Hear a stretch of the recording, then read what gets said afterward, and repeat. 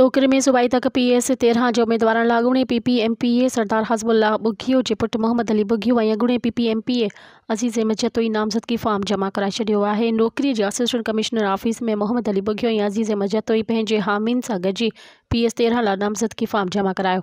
इन वक़्तु मोहम्मद अली बुघियो मीडिया सां ॻाल्हाईंदे चयो त पीपल्स पार्टी हमेशह अवाम जी सियासत कई आहे, उन करे पीपल्स पार्टी जो पाड़ो अवाम में खुथल आहिनि जेको केरु बि नथो टोड़े सघे।